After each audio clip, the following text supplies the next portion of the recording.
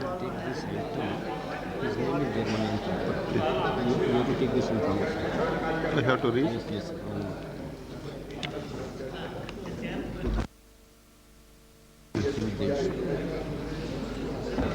Honorable members, the discussion regarding Ayodhya issue has been admitted in the names of Sri Ramjilal Suman and Sri Naval Kishore Rai.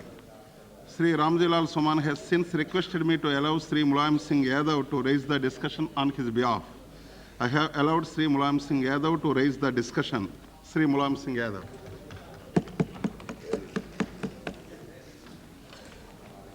सभापति जी महोदय, आपको बहुत बहुत धन्यवाद। आज एक महत्वपूर्ण और गंभीर विषय पर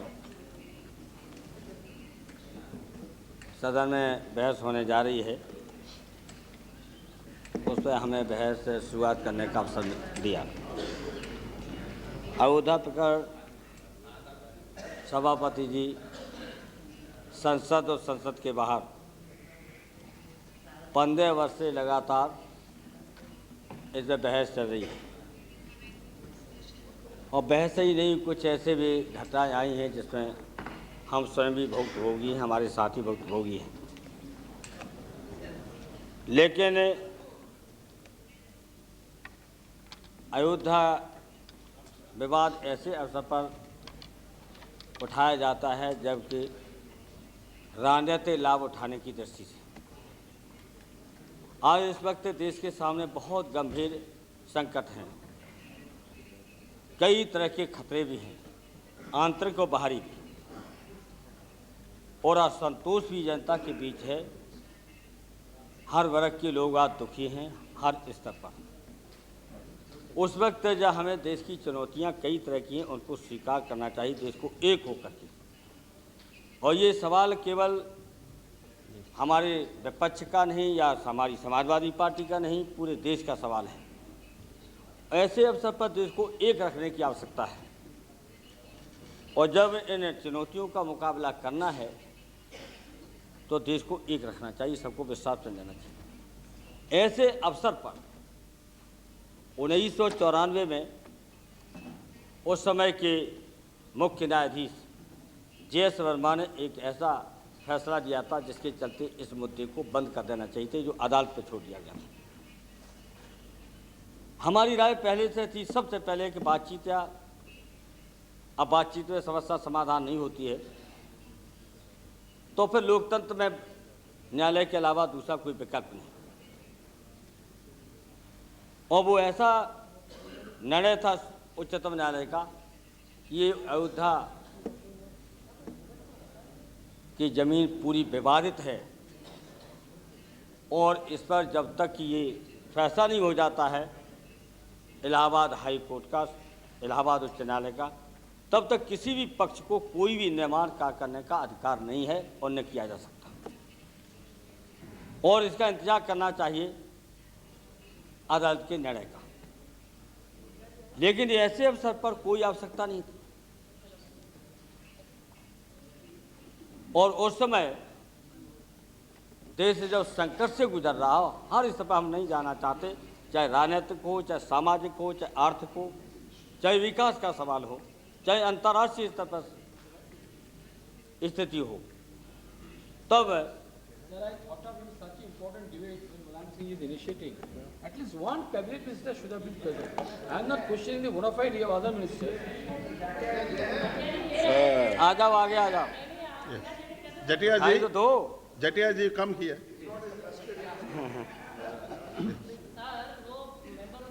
बैठने वाले लोग हैं, आगे बेंच में नहीं बैठते, इसलिए दिखा नहीं। ठीक है, ये औपचारिकता है। ठीक है, लेकिन फिर भी प्रधानमंत्री या उप प्रधानमंत्री को होना चाहिए। ठीक है, ये तो औपचारिकता है, कैबिनेट मिनिस्टर का कोई हो, ठीक है, लेकिन इतनी गंभीर बहस में प्रधानमंत्री या उप प्रधानमंत्री को होना चाहिए। लेकिन हम जानते हैं कि ये तो हमेशा बच के रहना चाहते हैं और इसीलिए हमारी पक्की राय हो गई। ये पक्की राय है कि Bharatiya Janata Honorable Deputy Prime Minister has some foreign dignitaries as a guest, so we'll come within half an hour. We here at 3 o'clock. ठीक है।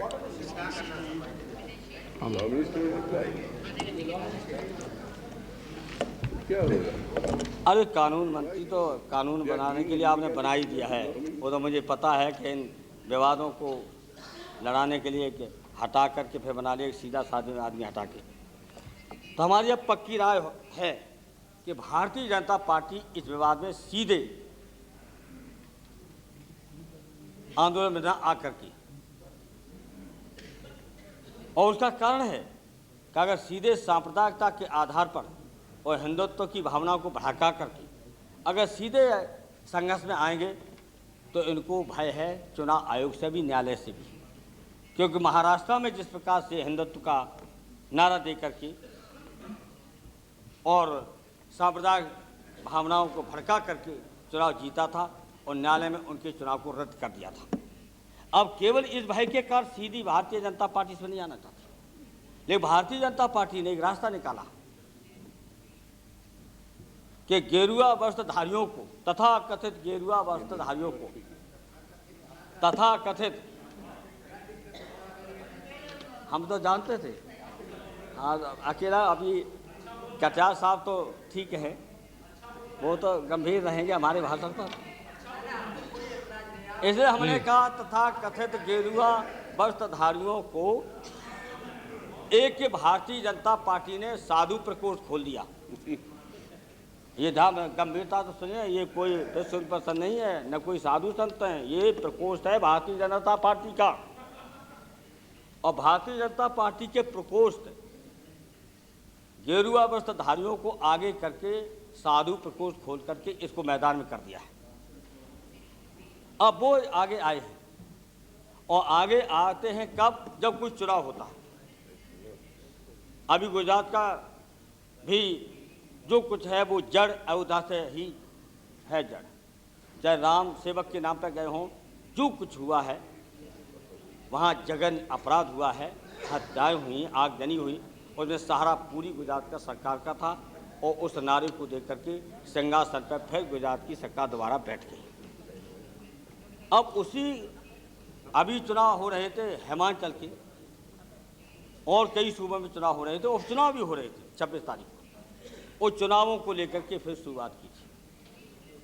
और इससे पहले उत्तर प्रदेश के जब चुनाव हो रहे थे तो उसी निकट अयोध्या में कुंभ महापर्व के अवसर पर भी यही साधु प्रकोष्ठ भारतीय जनता पार्टी का, हम राम की सौगंध खाते हैं मंदिर वहीं बनेगा, केवल चुनाव की दृष्टि से। और इसलिए ये सरकार हर स्तर पर विफल, हर मोर्चे पर विफल।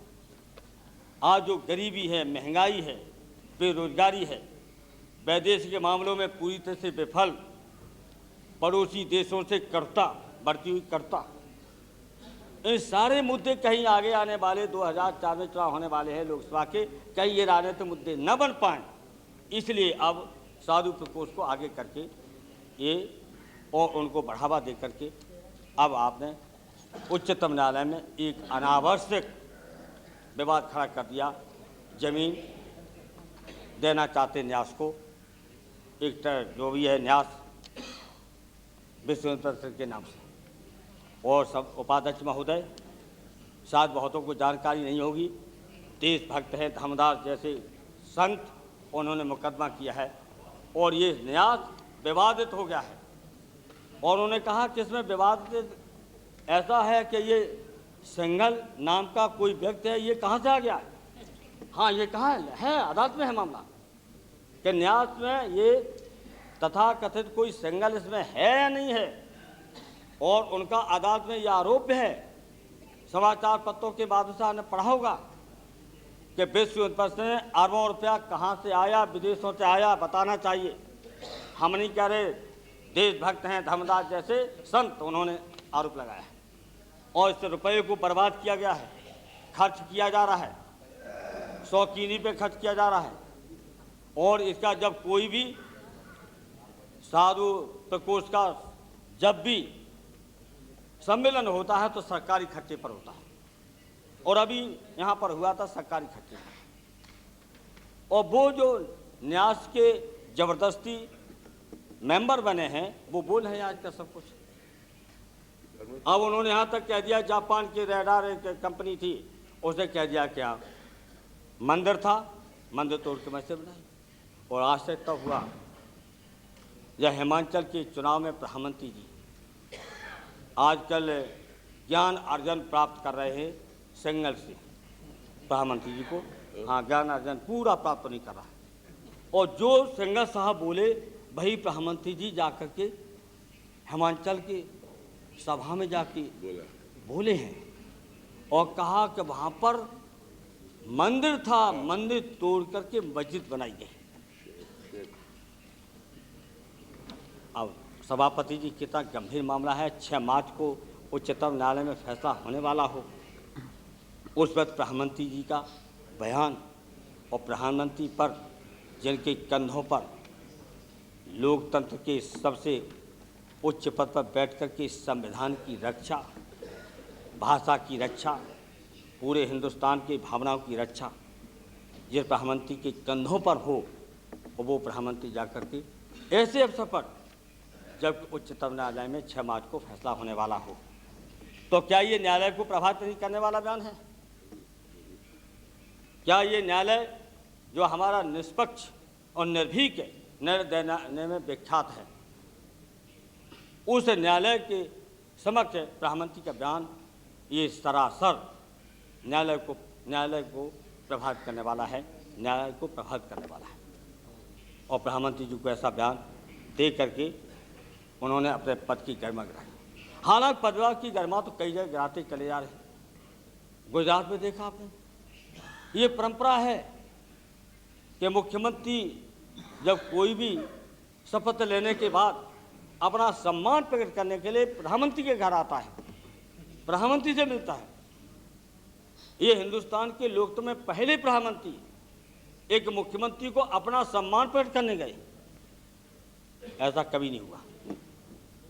तो मर्यादा तो पद की तोड़ है और कभी हमें उम्मीद नहीं थी।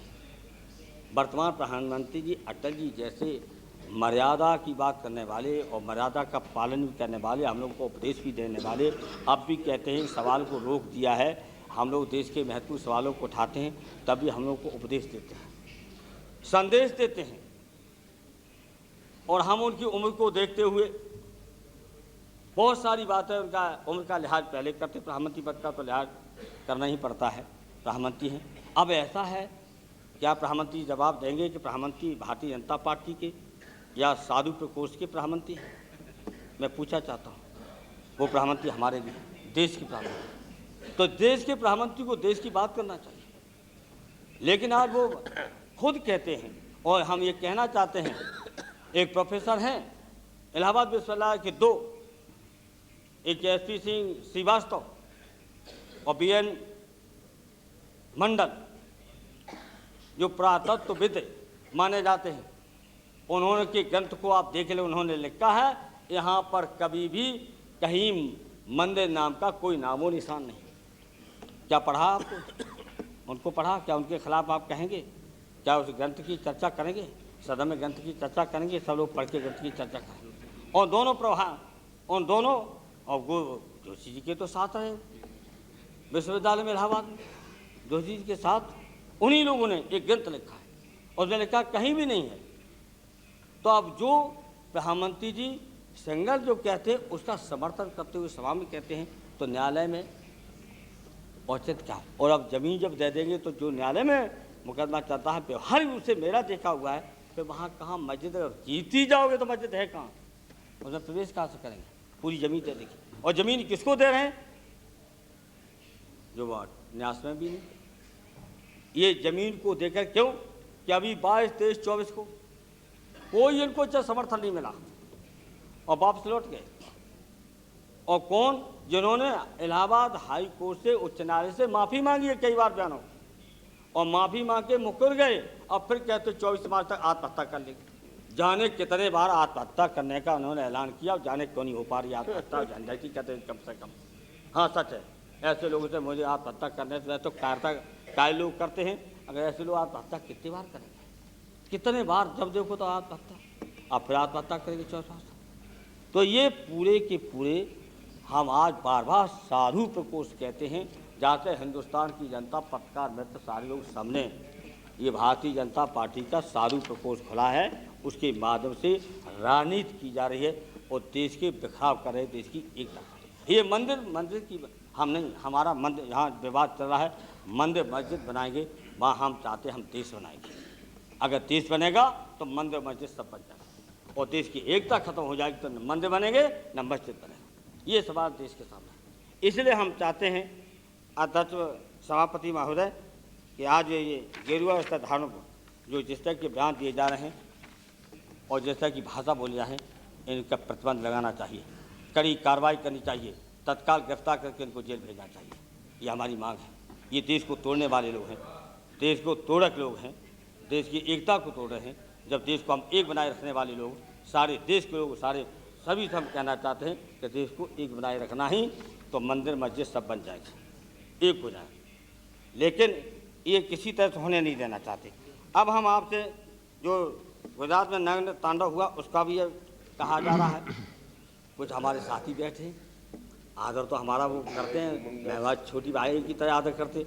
वो कहते हैं कि वहाँ तो नरेंद्र मोदी ने थोड़ी मूंछ घुमाई, वो तो पूरी मूंछ घुमा देंगे। मतलब क्या है इसका? एक सूबे ही में आग लगाई है, एक मेरा साथी है वो पूरा का पूरा मेरा छोटा भाई की तरह पूरे देश में आग लगाना चाहता है, पूरे देश में। अरे नाम नहीं लिया, रावण के लोगों ने, अरे अनुमान तो उसके कारण जल गई। आप इशारा जिधर कर रहे इसलिए मैं कह रहा हूँ। अरे आप ये बता दीजिए हमें, आप हनुमान जी को ज़्यादा मानते हो? हनुमान चालीसा पढ़ के आए आज? नहीं आप भी मानते हो? हम तो पढ़ के आए और सच पढ़ के आए। हाँ सच पढ़ के आए और रोज पढ़ते हैं। हम कुछ भी नहीं करते हैं, न किसी को मानते, हनुमान जी को मानते पूजा। और मेरे बैठ के बगान में तस्वीर लगी ये तो। अरे हम तो, अरे सभापति हम तो जानते हैं 1966 के दिन याद है, 67 के दिन है, दे धर्म का नाता है, गऊ हमारी माता है। इनके गाय घर में पूछ नहीं गाय। कितनी गाय है कहता तुम्हारे पास? हाँ चार। अरवानी जी के पास कितनी? यही सब है, उतनी है जितनी आपके पास है। हमारे पास तो 14 है अभी। नहीं यहाँ नहीं। सिंह जी कहाँ है आपका? सिंह जी तुम्हारे पास सब हैं, उतने तो मेरे पास अकेले हैं। और सदा सभापति इनके पास, सबके पास जितनी गाय उतनी मेरे पास अकेले। आप अच्छी बात है, अच्छी बात है। अच्छा अच्छी बात है। अजय वो लोग हैं जो हमारी तरफ सब कुछ चले गए, उनके पास होंगी। अरे दूध पीने जाओ ना, रघुनाथ सिंह के पास होगी तो हमारे साथ चले गए वो लोग हैं।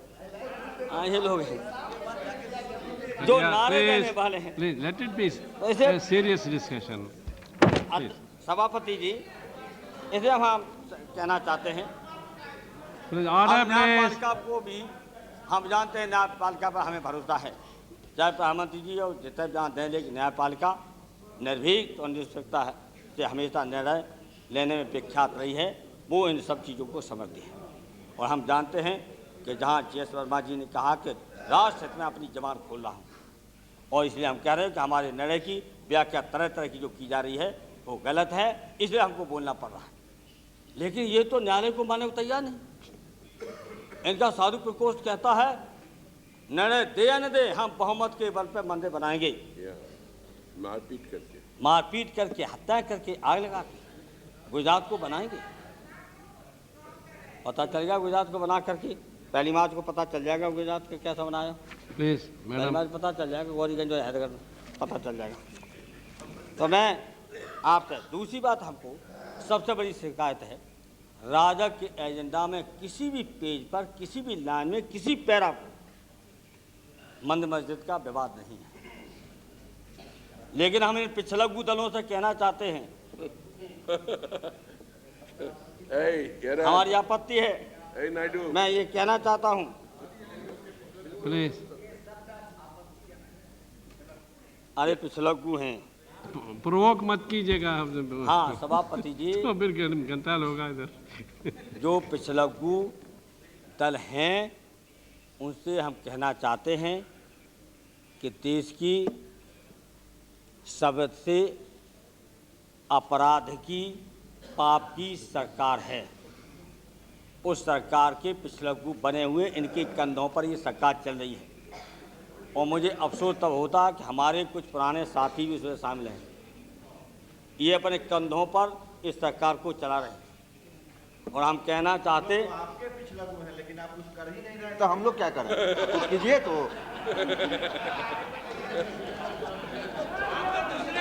नहीं, देखो ये सही है, प्रभुनाथ जी के बारे में चाहे इतना इनका झड़ा इनका बना रहा है, इस मामले में वो सही है। हाँ, ये सही है, इस मामले में सही, वो साथ हैं, पिछलग्गू नहीं तो हमारे साथी हो। पिछलग्गू तो है और लोग, ये पुराने हमारे साथी गए, पिछलग्गू नहीं। हाँ। इसलिए हम आपसे कहना चाहते हैं, प्रभुनाथ भी आपके साथ थे पहले। अब छोड़िए, हमारे इनके संबंध करके हैं। एक ही कुटिया से 3 नंबर से सब लोग निकले हुए हैं उपाध्यक्ष। लेकिन हम ये कहना चाहते हैं आपसे, जहाँ साहब प्रभुनाथ जी, आपकी दुर्दशा वही होगी जो हिमाचल में पंडित सुखराम की हुई है। भ्रष्टाचार 5 साल सरकार चलाई और भ्रष्टाचार आरोप लगा के लात मार के अलग खड़ा कर दिया। हमारे एजेंडा से एक कदम पीछे भी हम लोग नहीं हटने वाले हैं। हम लोग उस एजेंडा पर कायम है और उसके फाजिल कोई बात होगा तो हम लोग कभी साथ नहीं दे सकते। बहुत अच्छी बात है, लेकिन ये इनको पूछिए कि इन्होंने जब एक उच्चतम न्यायालय का फैसला 1994 के उसके बाद ये उच्चतम न्यायालय में क्यों गए, अनापत धारा क्यों पैदा किया, इसका भोगना पड़ेगा आपको पूछा था। इसलिए हम सभापति जी बहुत अच्छी बात कर रहे हैं। माननीय रघुनाथ जी बेहरा, ये तो हमारे साथी अच्छी बात करेंगे, चाहे कुछ हो, इनके संस्कार कहीं जा नहीं सकते, वो संस्कार रहेंगे, मौके की तलाश में है। हाँ, ये सही है कि गलती हम लोग कुछ कर नहीं रहे, ये भी सही है, ये सही है कि हम फंस गए ऐसी जगह तो गलती हो रही है ना, तो ये अब आ रही बुद्धि शायद, इसलिए हमने छोड़ दिया कि कहाँ से झगड़ा पैदा हुआ तो हिस्सा छोड़ दिया। इसलिए मैंने कहा कि वो हिस्सा कहाँ से शुरुआत हुई है, चाहे वो सलाना से हुई हो, मौका दे दिया आपको, कहाँ से दे दिया, मैंने हिस्सा छोड़ दिया है कि शायद इन्हें सद्बुद्धि आ जाए, इन्हें सद्बुद्धि के लिए। आप भी सही बात बोलिए, अगर इसमें इस किसके कारण से क्यों इतना विलंब हुआ, कोर्ट की क्या भूमिका है, मन पार्टी पॉलिटिकल पार्टी की क्या भूमिका है, ईमानदारी से बहस होना चाहिए। हम ये कहना चाहते हैं, अच्छा ठीक है, लेकिन हम ये कहना चाहते हैं कि ये सवाल तो उठा सकते हो कि आप इस मामले में चले गए सुप्रीम कोर्ट में, न्यास को दे दिया जमीन अनावश्यक, और किसको दीजिए, विवादित न्यास है उसको। क्या ये भी कह सकते हो कि 1992 में जो अदालतें मस्जिद के गिराने वाले दोषी हैं, क्या न्यायालय में जाओगे कि जल्दी इसका भी फैसला कर दो? जरा भी गैरत है तो इसको भी कहना चाहिए, हम मानते चलिए, आप जाएं और कहें कि ये जो दोषी जितने हैं मस्जिद गिराने वाले, उनके खिलाफ भी जो कार्रवाई कर रही है वो न्यायालय तत्काल इस पर भी इतनी जल्दबाजी करे, वो फैसला महीना 2 महीना में करने का अनुरोध करिए। इसमें तो राष्ट्रपति ने कहा है, अब 2 मुँह से बात करोगे, 2 जीव से बात करोगे। सभापति जी 2 जीव की बात करने वाले या 2 जीव के लिए बड़े खतरनाक होते हैं, बड़े जहरीले होते हैं, इतना ही हम कहेंगे, समझ गए हो, 2 जहरीले होते हैं, 2 जीव वाला कौन होता है? 2 जीव से बात करोगे? प्रधानमंत्री जी या मंत्रिमंडल पूरा का पूरा राष्ट्रपति जी से कहलवाएंगे कि ये मामला बातचीत से नहीं, अदालत से, और उसके बाद आप चले आएंगे उच्चतम न्यायालय में। क्यों गए उच्चतम न्यायालय? और गए हैं तो उच्चतम न्यायालय क्यों नहीं जाते हो कि जो दोषी है मस्जिद जाने वाले, जिन पर 85 लोग हैं, उनके खिलाफ भी मुकदमा जल्दी से फैसला होना चाहिए, ये भी करना चाहिए आपको। तो ये 2 जीव से बात क्यों करते? 2 जीव तो बड़ा जहरीला होता, 2 जीव वाला होता, न समझो तो सांप बड़ा जहरीला होता, काट लेता। इसलिए हम आपसे अपील करना चाहते हैं कि हम ज़्यादा समय नहीं लेंगे, हम माननीय चंद्रशेखर जी से जो प्रार्थना करेंगे आप बोलें, हाँ चुप नहीं रहेंगे, क्योंकि तटस्थ रहना भी अच्छा नहीं होता है। हाँ, रामादास दिन की पंक्तियों को याद करो, दिनकर जी ने कहा है, सुनाएंगे नहीं, आपका आदर करते, आपके लिए नहीं कह रहे, कुछ लोग भी और भी तटस्थ हैं, तटस्थ नहीं रहना चाहिए, खुल करके इधर या उधर रहना हम लोगों को चाहिए। ऐसे मौका आ जाए देश के सामने, ये तो देश को बर्बाद कर ही देंगे, देश को बिखराव कर ही देंगे, देश को जोड़ने वाले हम लोग बैठे हैं, देश को जोड़ना चाहते हैं, हाँ, इस बार देश को एक रखना चाहते हैं और ये देश को एक रख करके, और आज हम कहना चाहते हैं सभापति जी, जो देश के अंदर जो आतंक फैलाने वाले लोग हैं, उन आतंकवादियों के खिलाफ कार्रवाई नहीं करेंगे तो विदेशी आतंकवादियों से कभी नहीं लड़ सकते। कैसे लड़ सकते हो? और आज हम कहना चाहते हैं इनके कारनामों के कारण जितना हिंदुओं को नुकसान उठाना पड़ा, किसी को नहीं उठाना पड़ा। ये हिंदुओं के हमदर्द हैं। आज हालत ये अमरनाथ यात्रा और वैष्णो देवी के दर्शन करना मुश्किल हो रहा है हिंदुओं के लिए, और कितने लोग हिंदुओं की हत्या हुई और कितने लोग हिंदू परेशान हैं केवल इनके कारनामों के कारण। और आज हम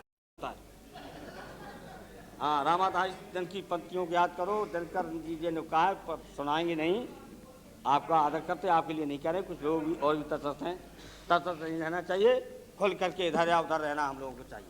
ऐसे अब मौका आ जाए देश के सामने, ये तो देश को बर्बाद कर ही देंगे, देश को बिखराव कर ही देंगे। देश को जोड़ने वाले हम लोग बैठे हैं, देश को जोड़ना चाहते हैं।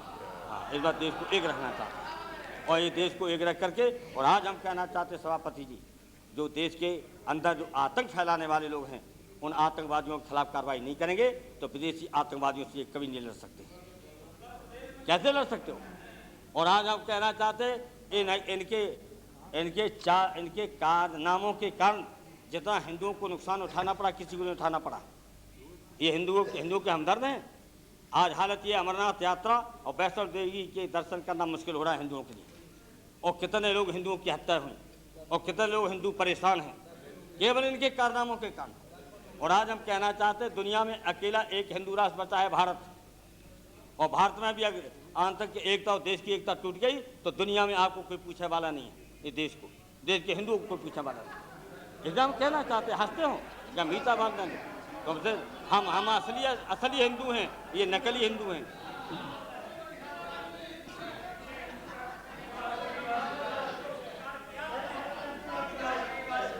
प्लीज। हाँ, ये बात है। और हम कह रहे हैं कि अकेले हुए जा रहे हो, कोई आपके साथ नहीं है। नेपाल आपके साथ नहीं, हिंदू रास्ता उसको ठीक नहीं रख पाई, और जब अकेले रह जाए। हाँ, हिंदू यहाँ, अगर यहाँ पर बहुमत होता तो जिस चले गए लौटे तुम्हारे साधु प्रकोष्ठ, कौन रहा साथ देने वाला? और चुनौती देते हैं सभापति, चुनौती देते हैं कि समाजवादी और वामपक्षी दल और मुसलमानों के खिलाफ महाभारत, क्या इनको गिरफ्तार नहीं करना चाहिए? हम कहना चाहते हैं कि अगर एक भी समाजवादी पार्टी के कार्यकर्ता पर हाथ उठा दिया महाभारत का तो ईंट से ईंट बजेगी, पता चल जाएगा आपको। ऐसा मत सुना समाजवादियों को। समाजवादी जोखिम उठाने वाले हैं लोग हैं आज़ादी के, वो हमारे आदर्श और पुरखे हैं। जयप्रकाश जी, आचार्य नहदेव, डॉक्टर राम लोहिया, आप लोग तो माफ़ी मांगने वालों में से हो। आप क्या हमसे महाभारत करोगे? हमसे महाभारत कर लोगे? आप तो माफ़ी मांगने वाले हैं। गृह मंत्रालय के गृह मंत्री देख रहे, परिवहन सूची देखिए कितने लोगों ने माफ़ी मांगी इमरजेंसी के इन्हीं के खिलाफ। हम लोग वो लोग हैं कभी माफी नहीं, अब भी नहीं झुकेंगे, न टूटेंगे और न डरेंगे। आप लोग महाभारत की बात करते हैं, हमें चुनौती देते हैं। हम चुनौती कभी किसी को नहीं देते। अगर चुनौती आपने दी है तो चुनौती आपकी स्वीकार। राजनीतिक विचारधारा लड़ाई हम लड़ना चाहते हैं, हमारा कोई दुश्मन नहीं। और अगर आप चुनौती देते हो तो आपकी चुनौती स्वीकार, आपके प्रकोष्ठ की चुनौती स्वीकार। जिस तरह लड़ना चाहते लड़ लीजिए, हम हिंसा में विश्वास नहीं करते। आप कहते हैं कि समाजवादी को वामपक्षी इन्हें क्यों छोड़ दिया? इनसे हिम्मत नहीं पड़ती, इन्हें छोड़ दिया। और हमसे आरोप लगाते थे, कहाँ गए झा साहब? रघुनाथ झा, इन्होंने चुनौती दिया है समाजवादियों को, वामपक्षी दलों को और मुसलमानों को। अरे इन्हें चुनौती नहीं दी कांग्रेस को, चुनौती हम लोगों को देते हैं। हाँ, लड़ेंगे, लेकिन याद रखना गांव में लोग कहते हैं, मुलायम सिंह जी, आप गाड़ी उनको प्रोवोक करते हैं तो यहाँ गड़बड़ होगी। लेकिन अब हम कहना चाहते हैं कि बातचीत के राष्ट्रपति से कहलवा दिया। हम पूछना चाहते प्रधानमंत्री जी, आने का बातचीत के द्वारा और बातचीत आधार के द्वारा 5 साल प्रधानमंत्री रहे, बताएं कब कब बात हुई, क्या क्या बात हुई, सभी पक्षों को बैठा करके क्या बात, क्या रास्ता निकाला, क्यों गुमराह करते देश के लोगों को? हम बातचीत करना चाहते हैं। और बातचीत हुई तो क्या बातचीत में हम पूछना चाहते हिंदू हिंदू कहते, क्या हमारे पुरखों ने वारसनामा इनके नाम पट्टा कर दिया, इनके नाम दर्ज कर दिया हिंदुत्व का? यही हिंदू हैं क्या? पूरा वारसनामा पट्टा कर गया इनके नाम, हमारे पुरखे सारे हिंदू लोग। आप मालिक हैं हिंदुओं के, आप मालिक हैं इस देश के। हम आपसे कहीं ज़्यादा हिंदू की बात करने वाले लोग हैं, लेकिन हिंदुओं में है मेलजोल की सभ्यता। हम हैं सनातनी, हिंदू नाम कोई चीज़ नहीं, और सनातनी धर्म का मान है मेलजोल की सभ्यता, संस्कृति सबको ले चल के, और इसीलिए महान देश बना है। उनके टुकड़े टुकड़े करना चाहते, भावनाओं को भड़काना चाहते, और सारे बहुमत की भावनाओं को भड़का करके देश को एक नहीं रखना चाहते। जब देश को एक नहीं रखना चाहते, आप मुशर्रफ का मुकाबला करेंगे, पिट के आते विदेश में भी, विदेश नीति में भी। और आज हालत ये पैदा हो गई है कि जिस पाकिस्तान की सेना को खदेड़ के उस पर कब्जा किया भारत की सेना ने, आज हमारे जवान हमारी जमीन पर शहीद हो रहे, पिट रहे। इससे ज़्यादा राष्ट्रीय संघ की सरकार कौन हो सकती है? इससे ज़्यादा राष्ट्रीय अपराधी सरकार कौन हो सकती है? ये राष्ट्रीय अपराधी सरकार है, ये राष्ट्रीय संघ की सरकार है, जो 3 बार खदेड़ने वाले हमारे सैनिक, बहादुर सैनिक हमारी ज़मीन पर शहीद हो रहे, वहीं हो रहे। इसलिए हम कहना चाहते हैं कि देश को एक रखने का सवाल है। इसलिए 5 साल में बताएं प्रधानमंत्री कहाँ बातचीत हुई, क्या क्या बातचीत हुई, पूरा देश देखना चाहते, जानना चाहता है।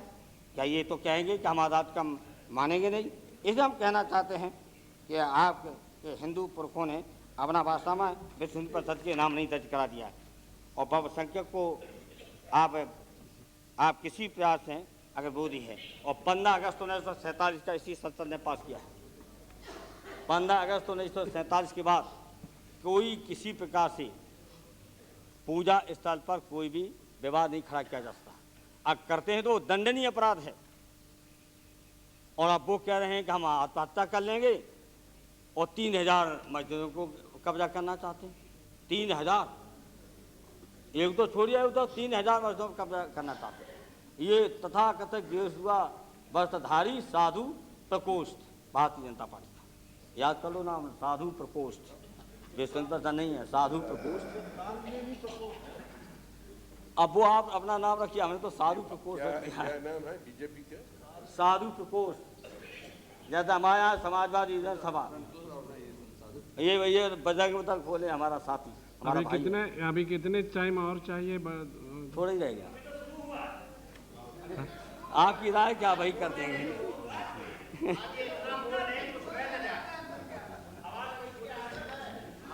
तो इसलिए हम कहना चाहते हैं, ये इसलिए सब कर रहे हैं, हम फिर दोहराना चाहते हैं, ये गंभीर मामला है।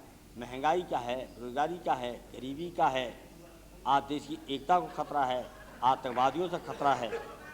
आज 15 अगस्त 26 जनवरी 63 में मनाए जाते हैं, अब यहाँ भी पता नहीं कि ऐसी सिक्योरिटी लगी है और सही लगी है, पता नहीं कि हम लोग संसद में जिंदा जाएंगे कहीं रह जाएंगे। Silence please. एक बार तो बच चुके योगी आदित्यनाथ, एक बार तो बच चुके। इतनी दहशत के समाज सब एक देश को एक रखना चाहिए, सबकी ऐसा कोई काम करना नहीं चाहिए जिससे भावनाओं को चोट लगे। से कम मुलायम सिंह जी ने यह तो माना कि हिंदू राष्ट्र है, और हम धन्यवाद देना चाहते हैं। हिंदू राष्ट्र नहीं है, हिंदुओं का देश जो बहुमत वाला है, अकेले अलग थलग पड़ गए। आपको इस धरती पे दुनिया में कोई पूछने वाला नहीं मिलेगा इन कारनामों का, ये मैं चेतावनी दे रहा हूँ। और दिखा देना आपके पास कोई है नहीं, इसे मैं राय दे रहा हूँ। और जितना मुसलमानों का नुकसान कर रहे हो या सिख ईसाई का नुकसान कर रहे हो, उससे ज़्यादा हिंदुओं का नुकसान आप कर रहे हो। आपके कारनामों से हिंदुओं का ज़्यादा नुकसान हो रहा है, हत्याएँ भी ज़्यादा हो रही हैं, और अपमानित भी ज़्यादा हो रहे हैं, और दहशत में पड़े हुए हैं। आपके अमरनाथ यात्रा नहीं कर पा रहे, और वैष्णो देवी के दर्शन नहीं कर पा रहे। ये हालत पैदा करने वाला कौन है? आपने चौपट कर दिया देश को।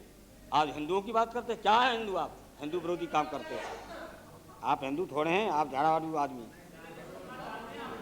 इसलिए हम चाहते हैं कि सब मामलों को उलझा करके, ये उलझा करके अयोध्या के विवाद में उलझा करके सारी गरीबी, बेरोजगारी, देश की सुरक्षा, देश की एकता, इस विवाद से हट करके कोई मुद्दा न बनने पाए चुनाव में, इसे मुद्दा बना लेते हो।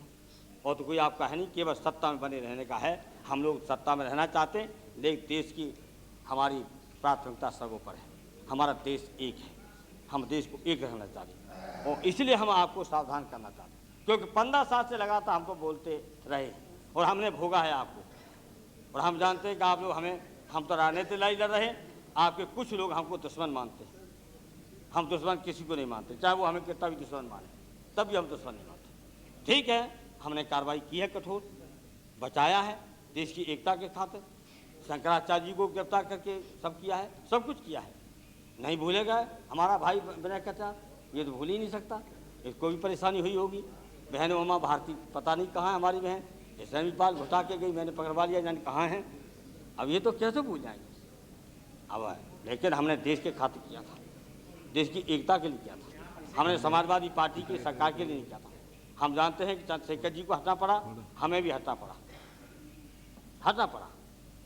तो इसलिए हटना पड़ता। हटना पड़ने के लिए ठीक कह रहे, इनकी कृपा है, इनकी कृपा न हो जाती चंद्रशेखर जी को हटा दिया, हमें भी नहीं सरकार बनाने दी, ये सही है। अब हम संभाल रहे, अब साथ दे रहे, अब हम तो साथ देते रहेंगे, बच्चा के पक्के हैं। अब ये कहाँ तक रहेंगे वो जाने, हम ये जाने, तो ये लोग तय करेंगे, ये तय अपना करेंगे, कौन बनेगा हम अपना तय कर लेंगे, इसलिए आपको परेशानी है। वो तो हम रास्ता निकाल लेंगे, परेशानी नहीं होगी आपको। और बनना ही है किसी को, बनना भी नहीं लोगों को है। आप कितनी कोशिश करिए, बनेंगे धरी से, कोई बने धरी का बनेगा। इसलिए हम चाहते हैं कृपया समय की आतंकवाद के रहते, इसलिए ये दहशत में पूरा देश है, इसको सभापति जी बचाना चाहिए। हम चाहते हैं, हम जानते हैं ये मामला केवल सन 2000 को जो चुनाव है उसको देखते हुए सवाल ये उठाए जा रहे हैं। इसलिए देश का ध्यान बांटना चाहते और आपस में हिंदू मुसलमान और सांप्रदायिक तनाव करके असली मुद्दों का कोई मुद्दा न चुनाव बनने पाए, इसलिए ये सब कर रहे हैं। इसलिए हम चाहते हैं, हमारी अपील है, हम ज़्यादा नहीं बोलना चाहते, हम बहुत बार बोल चुके हैं, इसलिए हमारी अपील है, औरों को मौका देंगे सभापति जी का, हम सब, और उन्होंने कई बार निर्देश दिया है, इसलिए हम ऐसा नहीं करेंगे। हाँ, ज़्यादा हो गया, करीब 35 मिनट होने जा रहे हैं।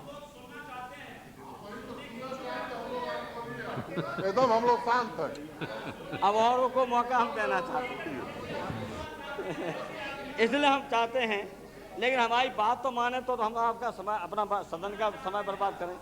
आप हमारी बात नहीं मानेंगे, इसलिए हम चाहते हैं कि इन पर कड़ा, संगठनों पर कड़ाई से इन पर प्रतिबंध लगे, इन पर मुकदमा चले, बंद करें देश को एक रखने के लिए। इसलिए हम चाहते हैं कि अगर ये जमीन देते हैं तो ये तुष्टीकरण की राजनीति बंद करो। हम पर मत आरोप लगाओ कि हम मुसलमानों की तुष्टीकरण की राजनीति करते हैं, हम तो हिंदुओं की भी करते हैं, सिखों की करते हैं, मुसलमानों की करते हैं। हम न्याय के साथी हैं, सत्य का हम साथ देते हैं। कहीं अन्याय हो, आज उत्तर प्रदेश में जो लोगों का हम साथ दे रहे हैं, पोटा लगा है, हम इसे दे रहे हैं कि मेरे विरोधी हैं, आपने उनके बल पर 5.5 साल सरकार चलाई, हम जानते हैं, लेकिन हम अन्याय उनके साथ हो रहा है, इसे पोटा के विरोध में हम वहाँ बोले। हम आप पर पोटा नहीं लगाना चाहते, न लगाएंगे, हम तो पोटा के हटाने के पक्ष में, हम कोई नहीं, कभी नहीं, हम सिद्धांत के खिलाफ हैं। हम पोटा, हमारे लोग आ जाएंगे सरकार में, पोटा किसी पे नहीं लगेगा, आप बेफिक्र रहिए। और गलती करोगे तो इतने संगीन, हमारा खतरनाक इतना है, IPC CRPC दुनिया में इतना खतरनाक कानून कहीं नहीं। इस कानून के माध्यम से पूरी सजा दी जा सकती है, लेकिन नपुंसक कायर सरकार से नहीं ये उम्मीद की जा सकती है, ये उम्मीद नहीं की जा सकती ये संविधान की रक्षा करेंगे, इससे उम्मीद नहीं है कि भाषा की रक्षा करेंगे, इससे इनसे उम्मीद नहीं है कि हमारे देश की भावनाओं का आदर करेंगे। इसलिए हम चाहते हैं कि तुष्टीकरण की राजनीति खत्म करो और इस सदन की, इस संसद की भावना का आदर कीजिए, और इस देश की भावनाओं का आदर करते हुए आप इस जो आपने दावा किया है न्यास को जमीन दिलाने का, वापस लीजिए और देश को एक रखिए, और देश को एक रख करके इस देश को शक्तिशाली बनाइए। यही हमारी अपील है। बहुत बहुत धन्यवाद। स्वामी चिन्मयानंद। हम लोगों ने सुना, वैसे आप लोग स्वामी चिन्मय